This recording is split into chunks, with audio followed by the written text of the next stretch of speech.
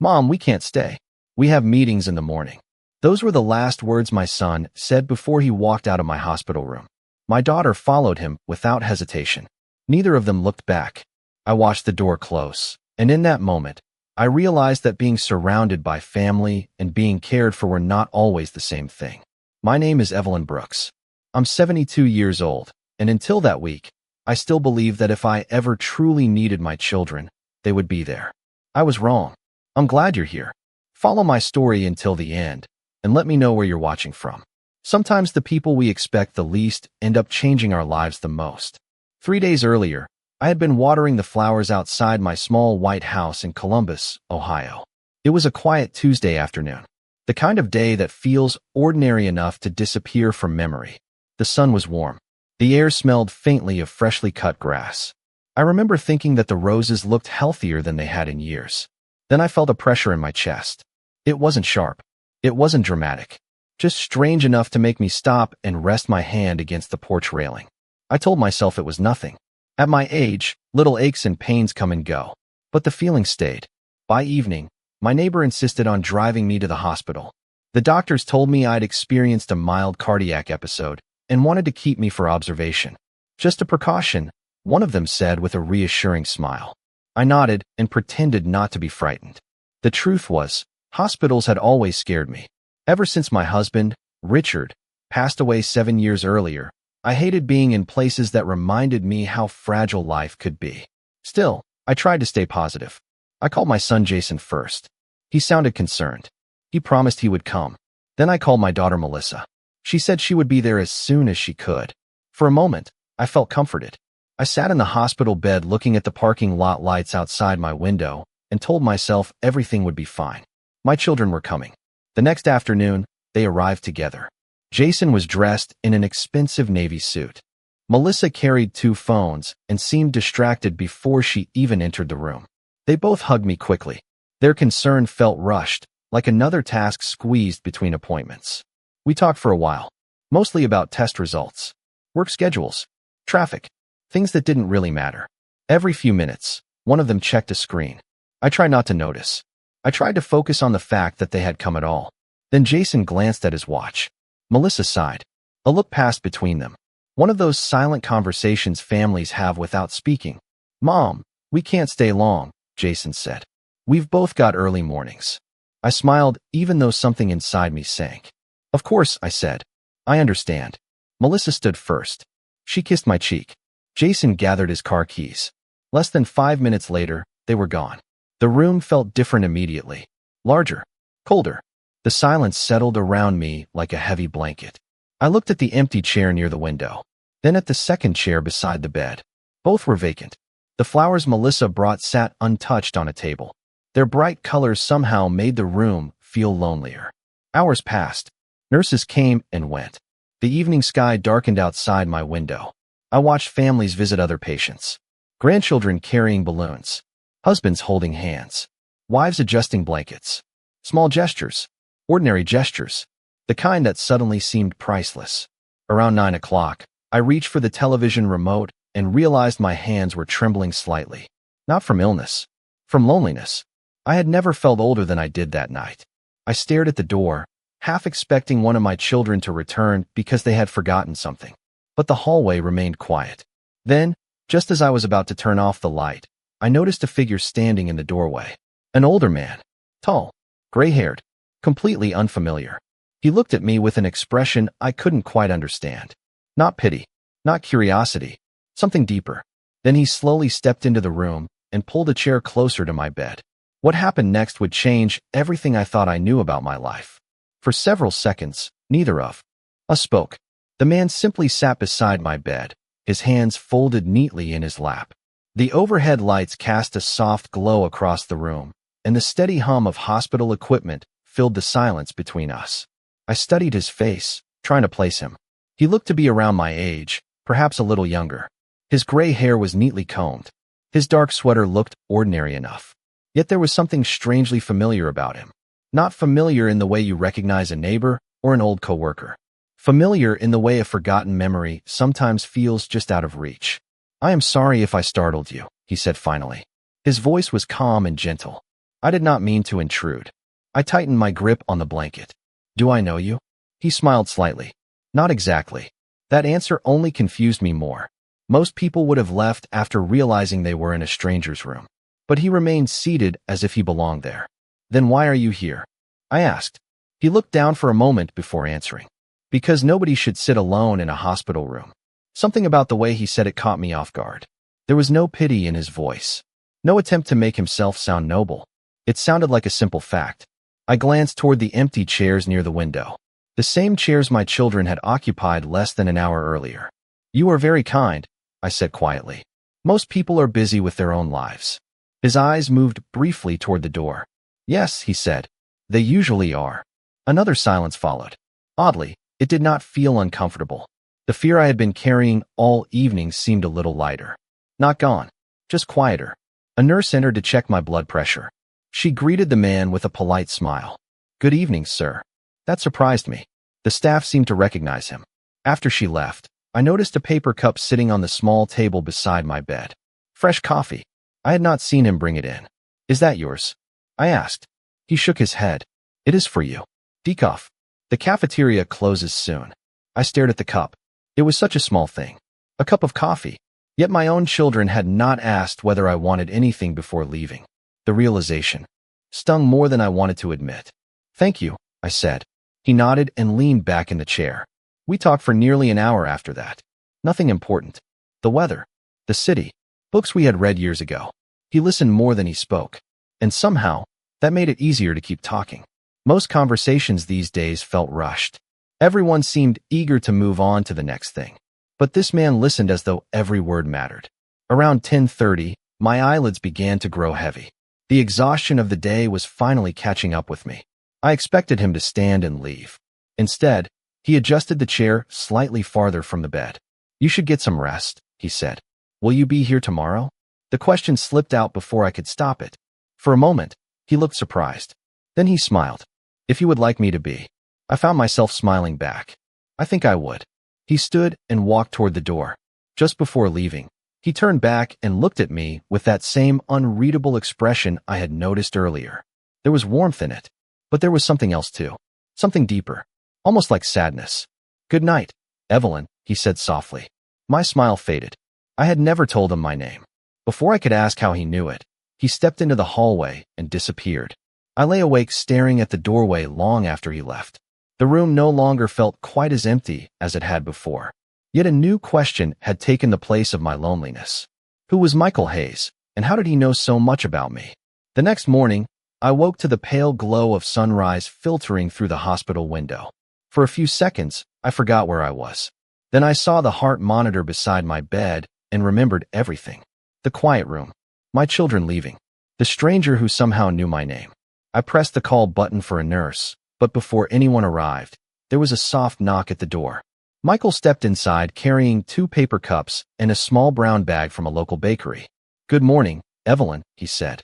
The sound of my name on his lips no longer startled me as much as it should have. You came back? I said. He smiled. I said I would. He handed me a cup. The scent of decaf coffee filled the air. Then he placed the bakery bag on the table. Inside was a blueberry muffin. My favorite. I stared at it for a moment longer than necessary. How did you know? I asked. Know what? That this is my favorite. Michael looked away briefly. Lucky guess. It did not feel like a lucky guess. Over the next hour, we talked while the hospital slowly came to life around us. Nurses moved through the halls. Breakfast carts rattled across the floor. Morning announcements echoed faintly through the building. Yet somehow our conversation felt separate from all of it. Peaceful. Unhurried. At one point, he asked about my garden. I had never mentioned a garden. How do you know I have one? I asked. He paused. For the first time, he seemed uncomfortable. Most people your age enjoy gardening, he replied. It was a reasonable answer. Yet something about it felt rehearsed. Before I could question him further, my phone buzzed. A text message from Melissa. Hope you are feeling better. Busy day today. We'll call later. I stared at the message. No call. No visit. Just 12 words sent between meetings. Michael noticed my expression, but said nothing. A few minutes later, another message arrived from Jason. Same promise. Same distance. I slipped the phone face down onto the blanket. They are busy, I I said quietly, almost as if I were defending them. Michael nodded. Perhaps. His answer carried no judgment. Somehow that made it harder. Around noon, Dr. Robert Klein stopped by to review my test results. He seemed pleased with my progress. If everything continues like this, you may be able to go home in a couple of days, he said. After he left, Michael appeared genuinely relieved. That struck me as odd. He reacted with more visible concern than my own children had shown. Later that afternoon, I noticed something else. One of the nurses entered with a stack of paperwork and smiled warmly at Michael. Good to see you again, she said. Again. Not nice to meet you. Not hello. Again. After she left, I turned toward him. Do you come here often? His smile faded slightly. Sometimes. To visit someone? He hesitated. Something like that. The answer only deepened the mystery. By evening, my curiosity had grown stronger than my caution. Michael knew my name before I introduced myself. He knew my favorite muffin. He knew I had a garden. The hospital staff seemed familiar with him. Piece by piece, small details were beginning to form a picture. I just could not see the whole image yet. As the sun dipped below the horizon, Michael stood to leave for the night. He adjusted his sweater and reached for the chair. A folded photograph slipped from his pocket and drifted silently to the floor. Neither of us moved at first. Then I leaned forward and picked it up. The moment I looked at the image, my breath caught in my throat. The young woman smiling back at me from that photograph was me. And the photograph had been taken more than 50 years ago. I stared at the photograph while the room seemed to grow impossibly quiet around me. The edges of the picture were worn and faded with age, but there was no mistake. It was me. I could not have been older than 22. My hair was longer then, falling over my shoulders in soft waves. I was standing beside a wooden fence at the county fairgrounds outside Columbus. I remembered that day clearly. It had been late summer. Richard and I had only been dating for a few months. My fingers tightened around the photograph. Slowly, I looked up at Michael. For the first time since meeting him, he appeared genuinely shaken. Where did you get this? I asked. His eyes remained fixed on the picture. For several seconds, he did not answer. Michael, I said again. He exhaled slowly and sat back down. The confidence he usually carried seemed to disappear. I was hoping this moment would come later, he said quietly. Later? I asked. You carry photographs of strangers in your pocket? A faint smile crossed his face, but it vanished almost immediately. You were never a stranger to me, Evelyn. My heart began to beat faster. Not from fear. From confusion. From a growing sense that I was standing at the edge of something enormous. I looked back at the photograph, then at him, then back again. Who are you? I asked softly. Michael leaned forward and rested his hands together. His eyes moved toward the window as if searching for the right words somewhere beyond the glass. Do you remember the summer of 1974? He asked. The question caught me completely off guard. I laughed nervously. That was a long time ago. Do you remember the county fair? My gaze returned to the photograph. The answer came immediately. Yes. Do you remember a young man who worked at the bookstall near the main entrance? I felt something stir deep inside my memory. A face. A smile. A voice I had not thought about in decades. The image was blurry at first, like an old photograph slowly coming into focus. Maybe, I whispered. Michael nodded. I remember you buying a second-hand copy of To Kill a Mockingbird. You told me it was your favorite novel. My breath caught. It was not a guess. It was true. I had bought that book. I had spent nearly an hour talking to a young man working at the stall. We had discussed novels and music and places we hoped to visit someday. I had not thought about that conversation in more than 50 years. That was you? I asked. Michael smiled sadly. Yes. The room fell silent. Memories began surfacing one after another. A few conversations. A handful of meetings. Long walks through the fairgrounds. Shared dreams that belonged to two young people who believed life would always provide another chance. Then life had moved on. Richard entered my world. Marriage followed. Children came. Careers. Responsibilities. Decades passed. Yet somehow this man sitting beside my hospital bed remembered details I had long forgotten. I do not understand, I said. How did you find me? Michael looked down briefly before answering. I never completely lost track of you. The statement should have sounded unsettling. Instead, it sounded heartbreakingly sincere. After all these years? He nodded. After all these years. At that exact moment, my phone buzzed again. Another message from Jason appeared on the screen. Sorry, Mom. Probably cannot make it tomorrow either. Busy week. I stared at the words for a moment before setting the phone aside. When I looked back at Michael, I noticed something in his expression. Not satisfaction, not judgment, just quiet sadness on my behalf. And for the first time since arriving at the hospital, I found myself wondering a question that felt both impossible and strangely important. Why had a man from my distant past crossed paths with me again at the exact moment my own family seemed to be drifting away? That night, after Michael left, I could not sleep. The hospital room was quiet except for the occasional footsteps in the hallway and the soft beeping of the monitor beside my bed. I lay awake staring at the ceiling, replaying every word of our conversation. The more I thought about it, the stranger it seemed. 50 years. Most people could not remember what they had for breakfast last Tuesday. Yet Michael remembered a book I bought in the summer of 1974. He remembered details from a brief chapter of my life that I had nearly forgotten myself. The next morning, I woke earlier than usual. A pale gray sky hung outside the window, and rain tapped softly against the glass. For the first time since arriving at the hospital, I found myself looking toward the door with anticipation. I told myself it was because I wanted answers. Nothing more. Around 8 o'clock, there was a familiar knock. Michael entered carrying a small paper bag and 2 coffees. When he saw me awake, his face brightened. It was a simple expression, but it felt genuine. "You look better today," he said. "I feel better today," I replied. He handed me a warm blueberry muffin. I laughed softly. "Another lucky guess?" He smiled. "Perhaps." We spent most of the morning talking. Not about the past this time. About ordinary things. Favorite places. Childhood memories. The changing neighborhoods around Columbus.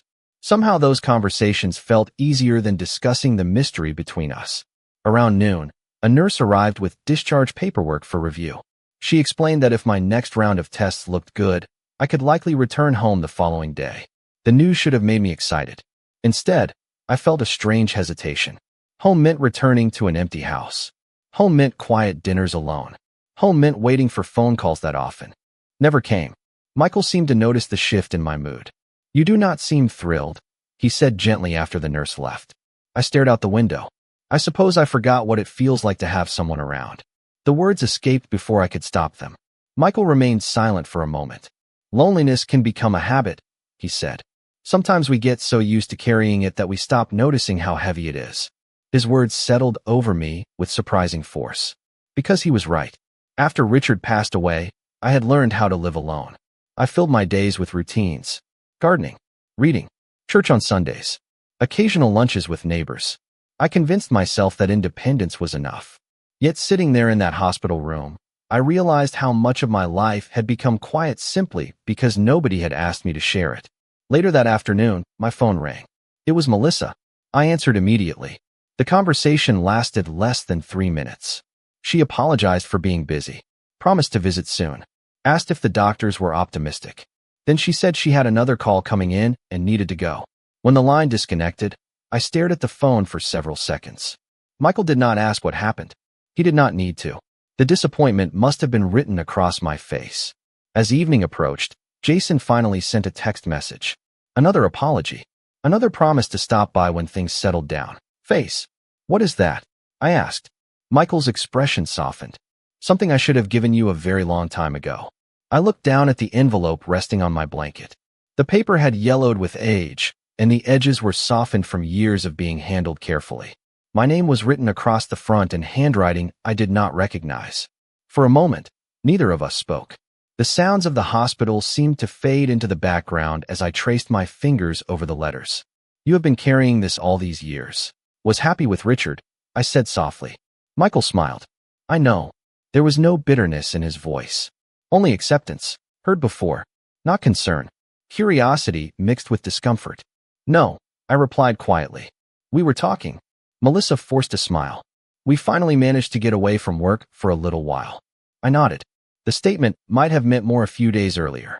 Now it simply sounded like another explanation. Another reason. Another excuse. Jason pulled a chair closer to the bed and sat down. Melissa remained standing. Neither of them acknowledged Michael again. The silence that followed felt awkward. For years, I would have rushed to fill that silence.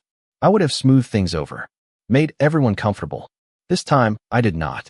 Michael eventually reached for his jacket. I should probably let you spend time with your family, he said. Before he could leave, Melissa finally spoke. And you are? The question sounded polite on the surface. It did not feel polite. Michael looked toward me first, then back at her. An old friend.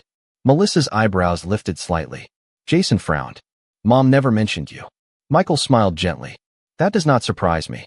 We knew each other a very long time ago. The explanation seemed to create more questions than answers. After a few uncomfortable moments, Michael wished me well and walked toward the door. As he passed, he gave me a small nod. A simple gesture, yet somehow it carried more warmth than anything else in the room. Once he disappeared into the hallway, Melissa immediately turned toward me. Who exactly was that? I looked down at the letter in my hands. Someone from my past. Jason leaned forward. Mom, are you sure you know him? The question caught me off guard. Of course I know him. You just said he was from your past, which means I know him better than either of you do. The words slipped out before I could stop them. Both of my children looked surprised. So was I. Normally I avoided confrontation. Yet something had changed inside me during the past few days. Perhaps it was the loneliness. Perhaps it was the realization that I had spent too much time protecting other people's feelings while ignoring my own. Melissa crossed her arms. We are just concerned. I studied her face carefully. Concern. It was an interesting word. Really? I asked softly. Neither of them answered immediately.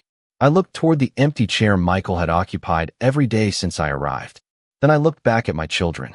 How many hours have you spent in this room since I was admitted? Jason shifted uncomfortably. Melissa looked away. The silence told me everything. Mom, that is not fair, Jason said. We both have responsibilities. I know you do. My voice remained calm. Everyone has responsibilities. Yet somehow Michael found time. Neither of them responded. The truth hung between us. Uncomfortable. Impossible to argue with. A nurse entered briefly to check my chart. When she left, Jason cleared his throat. Dr. Klein said you might be discharged tomorrow. That is what he told me. Good, Melissa said quickly. You will be more comfortable at home. Home. The word sounded different now. Not sad. Just honest. For years, I had waited for my children to make me feel needed. Important. Included. Sitting there in that hospital room, I realized something surprising. I no longer needed their approval to know my own worth. As the visit continued, conversations stumbled along awkwardly. They asked about medications, follow-up appointments, insurance paperwork, practical matters, necessary matters. Yet none of it felt personal. None of it felt like the conversations Michael and I had shared over coffee and blueberry muffins. Eventually, Jason checked his watch. Melissa glanced at her phone. I noticed both movements immediately. So did they. This time, nobody pretended otherwise. And for the first time in many years, I found myself wondering whether the greatest change happening in that hospital room was not my recovery. It was the quiet realization that some relationships survive on obligation, while others survive because someone truly chooses to stay. The following morning arrived with bright sunlight spilling through the hospital window. For the first time since I had been admitted, I felt rested. Not because of the medication, not because of the doctors, because something inside me had settled. I no longer felt abandoned. I no longer spent every hour staring at my phone waiting for someone to remember me. Around 9 o'clock, Dr. Klein entered with a smile and a clipboard. Good news, Evelyn, he said. Everything looks excellent. We can send you home tomorrow morning. I thanked him and listened carefully as he reviewed instructions for the next few weeks. After he left, I sat quietly looking out the window. The parking lot below was busy with visitors coming and going. Life continuing as usual. A soft knock interrupted my thoughts. Michael stepped inside carrying his usual coffee. Somehow, seeing him had become part of my routine. He immediately noticed the smile on my face. That looks like good news. I am going home tomorrow. His expression brightened. That is wonderful. We spent most of the morning talking. At some point, the conversation drifted toward Richard. For days, Michael had spoken carefully about my late husband. Respectfully, almost thoughtfully. Finally, I asked the question that had been lingering in my mind.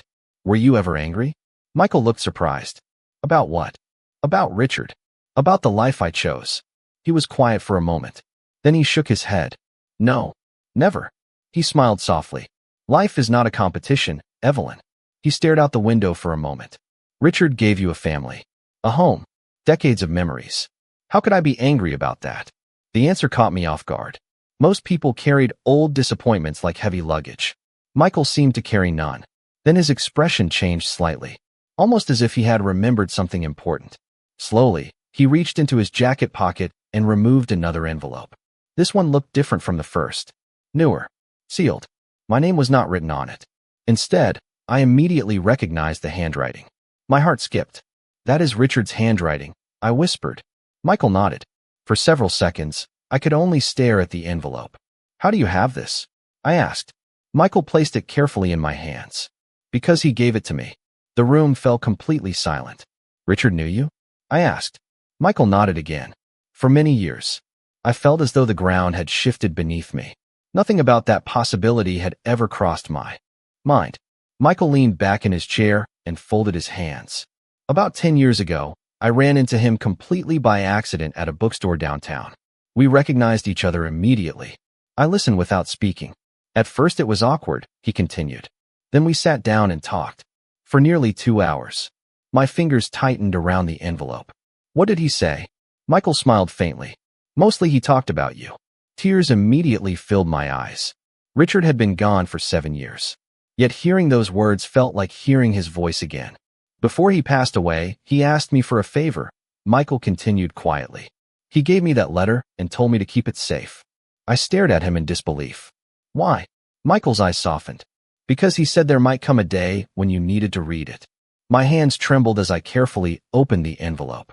Inside was a single folded letter. The familiar handwriting instantly transported me back decades.